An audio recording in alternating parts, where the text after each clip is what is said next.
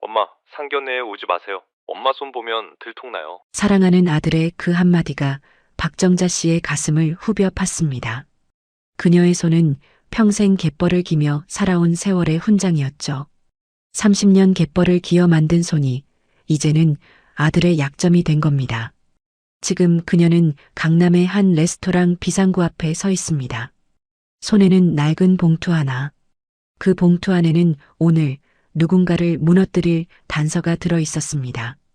이 문 안에는 사랑하는 아들, 그리고 40년 전 그녀의 인생을 훔쳐간 여자도 앉아 있습니다. 오늘 이야기는 소리치지 않아도 마음에 남는 선택에 대한 이야기입니다. 오늘 하루 따뜻한 행운이 함께 하시길 바랍니다. 정자 씨가 왜 이 봉투를 들고 이 문 앞에 서게 됐는지 그 이야기는 30년 전으로 거슬러 올라갑니다. 서해안 작은 포구. 박정자 씨의 하루는 새벽 4시에 시작됩니다. 남편을 바다에 묻은 뒤 갯벌은 그녀의 직장이자 기도실이었어요. 낙지를 잡아 아들을 키웠고 손마디가 뒤틀릴 때까지 멈추지 않았습니다.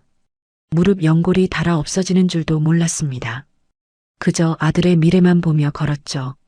그렇게 30년이 흘러 아들 현우는 서울대학병원 흉부외과 의사가 되었습니다.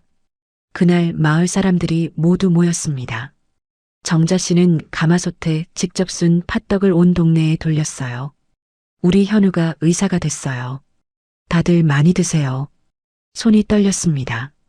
기쁨이 아니라 30년의 무게가 한꺼번에 쏟아지는 떨림이었어요. 허리가 굽은 건 알았습니다. 손이 못생긴 것도 알았어요. 하지만 그래도 괜찮았습니다. 아들이 반듯하게 서 있으니까요. 그런데 어느 날 전화 한 통이 울립니다. 엄마, 저 다음 달에 결혼해요. 병원장님 댁 따님이에요. 정자 씨는 갯벌 한복판에서 호미를 내팽개칠 뻔했습니다. 드디어 왔구나 싶었죠.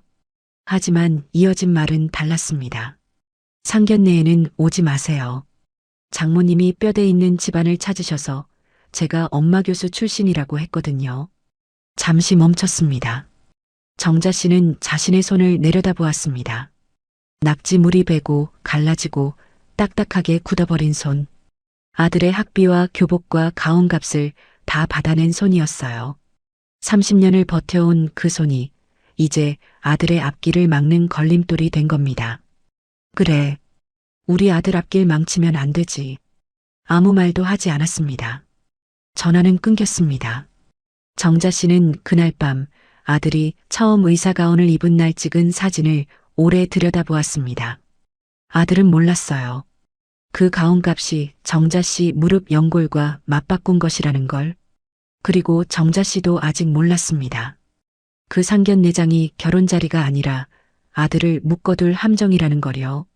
그리고 그 함정을 판 사람이 송혜란이라는 걸요. 며칠 뒤 현우에게서 짧은 문자가 왔습니다. 일시와 장소만 적혀 있었어요. 아무 말도 없었습니다. 그래도 정자 씨는 알았습니다. 아들도 마음 한켠이 남아있다는 걸. 정자 씨는 사흘을 울었습니다. 그리고 사흘째 되던 밤 장롱을 열었어요. 자식 의사 만들고 남편 제삿날에나 입으려 아껴둔 옥색 계량 한복이었습니다. 냄새를 맡아보았습니다. 장롱 안 냄새와 약간의 방충제 냄새. 그래도 정자 씨에겐 세상에서 가장 고귀한 옷이었죠.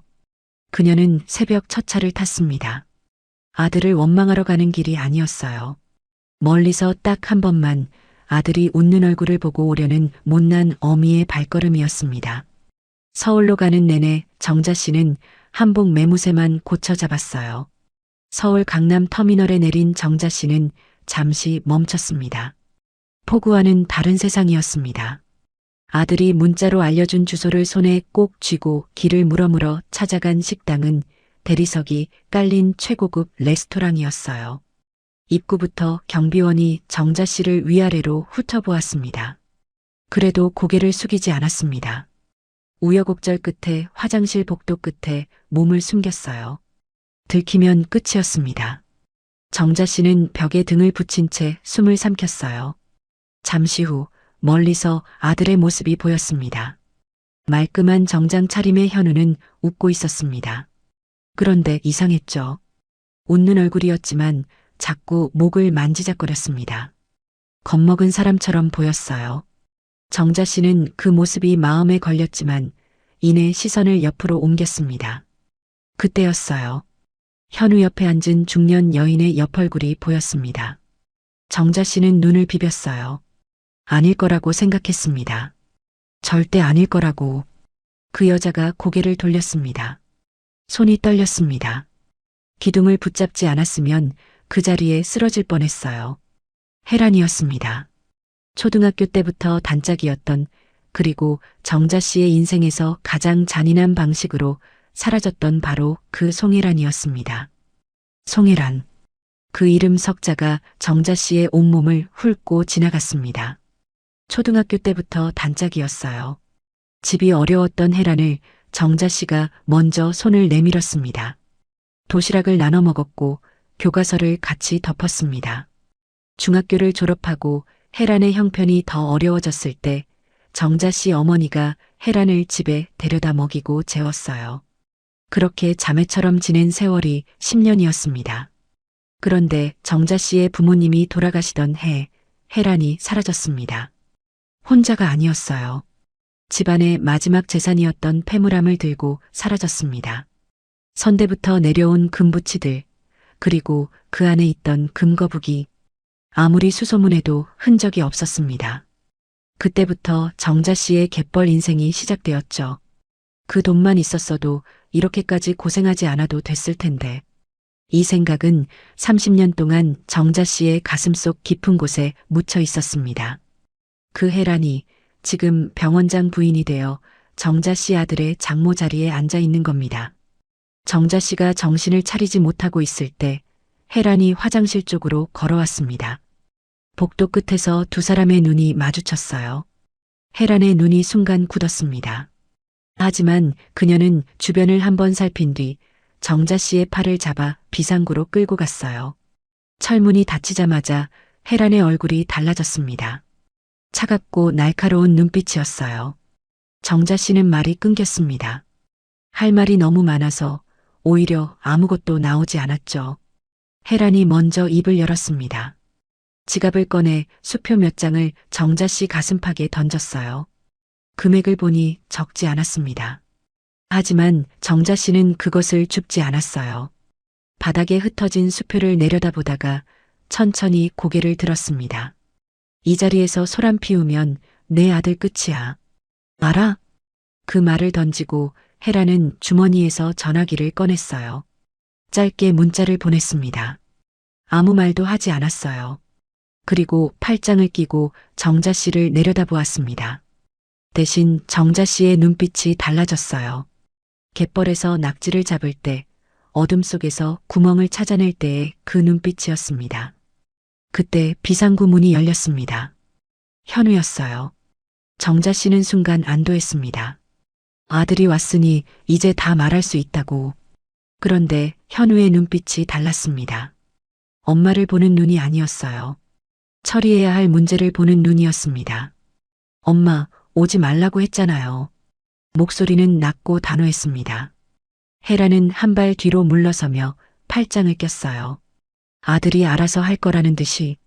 정자 씨는 현우의 팔을 잡았습니다. 저 여자가 누군지 알아? 우리 집안 망하게 한 사람이야. 현우는 고개를 숙였습니다. 아무 말도 하지 않았어요. 잠시 멈췄습니다. 그리고 입을 열었죠. 엄마, 지금은 때가 아니에요. 나중에 얘기해요. 나중이요. 나중. 그 말이 정자 씨의 가슴을 찔렀습니다. 30년 동안 갯벌에서 버틴 건 나중을 위해서였는데 그 나중이 이런 모습이었어요. 혜란이 현우의 어깨에 손을 얹으며 말했습니다. 현우 씨, 어머님 택시 불러드려. 먼 길 오셨잖아. 현우는 고개를 끄덕였어요. 정자 씨는 아들의 얼굴을 바라보았습니다. 혜란의 말에 고개를 끄덕이는 그 모습이 갯벌 찬바람보다 시렸어요. 정자 씨는 천천히 뒤돌아섰습니다. 비상구 계단을 내려오면서 다리가 후들거렸어요. 골목에 나와 전봇대에 등을 기댔습니다. 잠시 멈췄어요. 그런데 눈물이 나오지 않았습니다. 대신 머릿속이 차갑게 식어갔어요. 저 여자는 40년 전에도 도망쳤습니다. 이번엔 내 아들을 방패로 삼았죠. 정자 씨는 포구행 버스를 타지 않았습니다. 대신 공중전화 박스 앞에 섰어요. 수화기를 들고 오래된 번호 하나를 눌렀습니다. 고향 동창 순옥이었습니다. 혜란이 사라진 뒤 그 행방을 끝까지 쫓았던 유일한 사람이었어요. 순옥의 목소리는 반가우면서도 조심스러웠습니다. 정자야, 어디서 전화야? 오랜만이다. 정자 씨는 바로 물었어요. 혜란이? 송혜란 알지? 걔 요즘 어디 사는지 알아? 잠시 침묵이 흘렀습니다. 순옥이 낮은 목소리로 말했죠. 야, 그거 왜? 그 일 아직도 마음에 담아두고 있어? 정자 씨는 짧게 말했어요. 내 아들 장모가 됐어. 수화기 너머로 숨막히는 소리가 들렸습니다. 그날부터 사흘 동안 순옥은 발품을 팔았어요. 예전 포구 사람들을 수소문하고 혜란의 남편 병원 근처 사람들을 조용히 만났습니다. 그리고 전해온 말은 짧았어요. 그 집 요즘 돈 얘기만 나와. 사위가 필요한 거야. 책임질 사람이.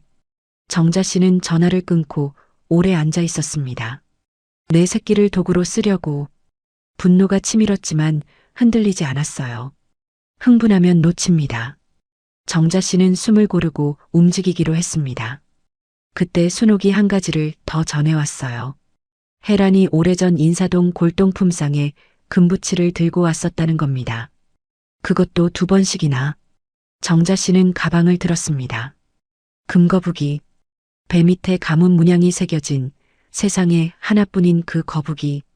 그게 아직 어딘가에 있다면 모든 걸 증명할 수 있었어요. 인사동의 한 골동품상 문을 열었을 때 주인은 정자 씨를 위아래로 보았습니다.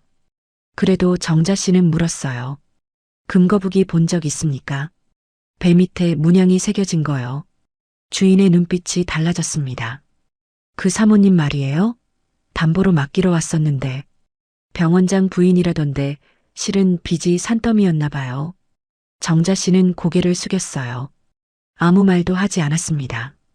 하지만 손이 떨렸어요.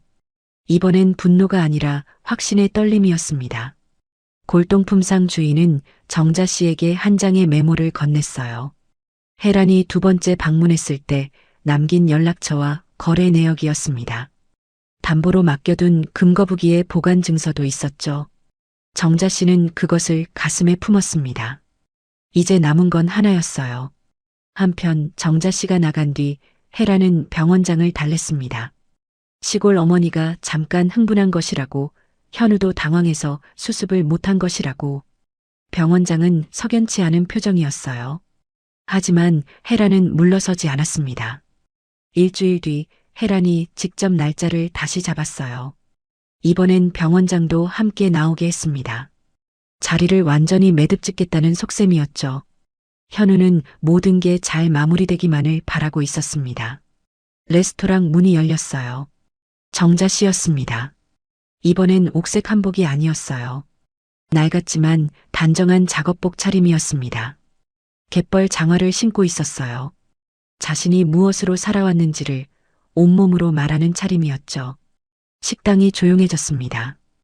혜란의 얼굴이 굳었어요. 정자 씨는 혜란을 보지 않았습니다. 병원장 쪽으로 걸어갔어요. 테이블 위에 서류를 내려놓았습니다. 비리 장부 사본, 골동품상 거래 메모, 금거북이 보관 증서. 병원장님, 이 여자 다 가짜입니다. 목소리는 떨리지 않았어요. 교수 집안? 40년 전 제 집에서 밥 얻어먹던 아이입니다. 부모님 장례식 날 폐물 들고 도망간 사람이에요. 혜란이 자리에서 일어섰습니다. 경비를 불렀어요. 하지만 병원장은 손을 들어 막았습니다. 떨리는 손으로 장부를 넘겼어요. 얼굴이 하얗게 변해갔습니다. 지영은 눈물을 흘렸어요. 아무 말도 하지 않았습니다. 현우는 그 자리에 굳어 있었어요. 정자 씨가 꺼내놓은 서류들을 보며 고개를 숙였습니다. 자신이 무엇에 이용당하고 있었는지 그제야 보였죠. 밀려오는 게 있었어요. 수치심인지 안도감인지 알 수 없었습니다. 병원장이 낮게 말했어요. 경찰 불러요. 헤라는 사색이 되었습니다. 입술이 떨렸지만 끝까지 웃으려 했어요. 그러나 병원장의 한마디가 그 웃음을 끊었습니다. 헤란이 경찰과 함께 나간 뒤 식당은 텅 빈 것 같았습니다. 병원장은 지영을 데리고 자리를 피했어요. 정자 씨와 현우만 남았습니다. 현우는 한참을 서 있었어요. 그러다 천천히 정자 씨 앞에 무릎을 꿇었습니다. 아무 말도 하지 않았어요. 고개를 숙였습니다. 그대로 굳어버렸죠. 정자 씨는 아들을 내려다보았어요. 갯벌에서 수없이 보아온 풍경이 떠올랐습니다. 물이 빠지고 나면 드러나는 것들, 숨겨두었던 것들. 현우가 입을 열었어요. 엄마, 저 협박당했어요. 목소리가 갈라졌습니다. 장모님이 제가 인턴 때 실수한 차트를 들고 왔어요. 환자 한 명 잘못될 수도 있는 실수였어요. 그걸로 저를 잡은 거예요. 잠시 멈췄습니다. 결혼하면 덮어주겠다고 했어요. 그래서 엄마한테 오지 말라고 한 거예요. 엄마가 오면 다 드러날 것 같아서.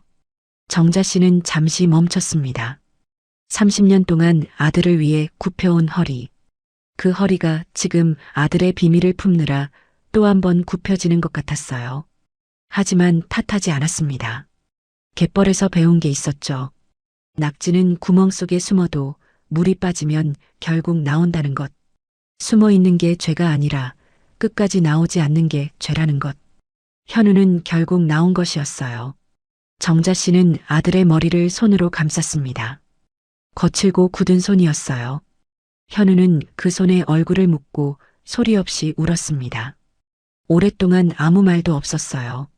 레스토랑 안이 고요했습니다. 창밖으로 저녁이 깔리고 있었죠. 그때 문이 조심스럽게 열렸습니다. 지영이었어요. 눈이 빨갛게 부어 있었습니다. 그녀는 정자 씨 앞에 서서 고개를 깊이 숙였어요. 어머니, 저는 몰랐어요. 정말 몰랐습니다. 손이 떨렸어요. 목소리도 떨렸습니다. 정자 씨는 지영을 한동안 바라보았어요. 아무 말도 하지 않았습니다. 정자 씨는 한참 뒤에야 입을 열었습니다. 들어와요. 그 한마디였어요. 지영은 고개를 들지 못했습니다. 정자 씨는 지영의 손을 잡았어요. 내 어미가 한 일이 내 죄는 아니야. 지영의 눈물이 다시 터졌습니다. 그날 밤 세 사람은 폭우로 내려왔어요. 지영은 집으로 돌아가지 않았습니다. 어머니 일이 어머니 죄가 아닌 것처럼 자신도 그 이름에서 벗어나고 싶었어요. 현우는 짐을 2개 들었습니다. 아무 말도 하지 않았어요. 갯벌 냄새가 코끝에 닿는 순간 그는 잠시 멈췄습니다. 어릴 때 맡던 냄새였어요. 엄마의 냄새였습니다. 현우는 병원에 사직서를 냈어요. 포구 보건소 문을 두드렸습니다. 허리 굽은 어르신들, 무릎 쑤시는 할머니들. 강남 대학병원과는 다른 세상이었죠. 하지만 현우는 여기서 처음으로 제대로 된 의사가 되어가고 있었어요. 사람을 고치는 게 아니라 사람 곁에 있는 법을 배웠습니다. 정자 씨는 여전히 새벽 4시에 일어났어요. 갯벌로 나갔습니다. 하지만 이제는 혼자가 아니었죠. 현우가 장화를 신고 따라왔어요. 지영도 소매를 걷었습니다. 정자 씨는 웃었어요. 말없이 웃었어요. 어느 저녁 노을이 갯벌을 붉게 물들이던 날이었습니다. 현우가 정자 씨 손을 잡았어요. 낙지 냄새가 배고 굳은 살이 박인 손. 세상에서 가장 못생긴 손. 현우는 그 손을 오래 들여다보았습니다. 엄마, 이 손이 제일 아름다워요. 정자 씨는 아무 말도 하지 않았습니다. 그냥 웃었어요. 그걸로 충분했습니다. 성공이 별거겠습니까? 부끄럽지 않은 사람으로 사는 것. 그리고 그 사람 곁에 있어주는 것이었죠. 포구의 아침은 오늘도 찬란하게 밝아옵니다. 오늘의 이야기가 마음에 닿았다면 구독과 좋아요로 함께 해주세요. 오늘 하루도 여러분의 삶이 조금 더 빛나는 순간이 되길 바랍니다. 건강하고 평안한 하루 보내세요.